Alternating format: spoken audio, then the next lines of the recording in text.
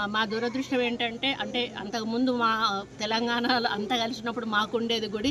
మేము శ్రీశైలం గుడిని విడిపోవడం వలన కోల్పోయినా కూడా మాకు ఈ భక్తి అయితే మాకు ఎప్పుడు కూడా ఉంటుంది.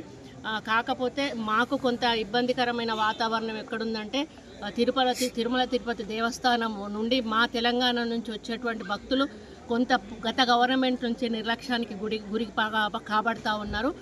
ఆ విషయంలో మేము ఇప్పుడు ప్రస్తుత గవర్నమెంట్తో మంతనాలు జరుపుతూ ఉన్నాము. గతంలో తెలుగుదేశం ప్రభుత్వం ఉన్నప్పుడు అధికారంలో ఉన్నప్పుడు ఏ విధంగా అయితే కొన్ని పద్ధతులు నియమాలు పాటించేవాళ్ళు అదే పద్ధతిలో మా ప్రభుత్వానికి కూడా వారు ఇవ్వాలని వారికి మేము రిప్రజెంటేషన్ కూడా ఇవ్వడం జరిగింది. ముఖ్యమంత్రి గారు కూడా ఈ రాష్ట్ర ముఖ్యమంత్రి గారితో కూడా మాట్లాడడం జరిగింది.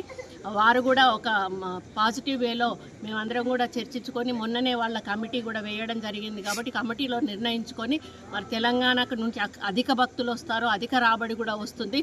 మరి గతంలో మాకు అక్కడి నుంచి కళ్యాణ మండపాలు కానీ గుళ్ళ డెవలప్మెంట్ల కోసం కానీ కాలనీ గుళ్ళ కోసం కానీ మాకు చాలా నిధులు వచ్చేవి.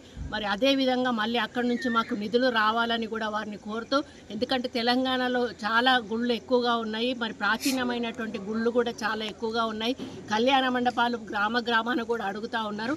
కాబట్టి టీటీడీ వారు తలుచుకుంటే ఇవన్నీ కూడా జరిగే అవకాశం ఉంటుంది. కాబట్టి వారు తప్పకుండా ఒప్పుకొని మా తెలంగాణకు ఒక ప్రత్యేకమైనటువంటి మరి నమ్మకాన్ని కలిగించి మా మీద ఒక ప్రత్యేక దృష్టి సారిస్తారని ఆశిస్తూ మరి స్వామివారికి దర్శనం చాలా బాగా అయింది. మళ్ళీ వారు మమ్మల్ని త్వరలోనే రప్పించుకొచ్చారని ఆశిస్తూ సెలవు తీసుకుంటాం.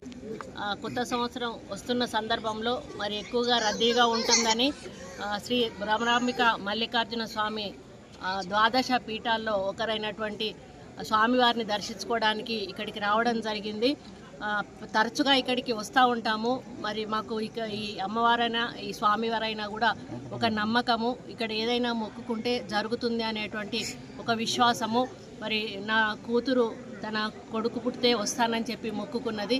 మరి ఆ తర్వాత రావడం ఇప్పుడు జరిగింది. బాబుని తీసుకొని వచ్చి దర్శనం చేసుకోవడం జరిగింది. చాలా ప్రశాంత వాతావరణంలో స్వామి దర్శనం జరిగింది.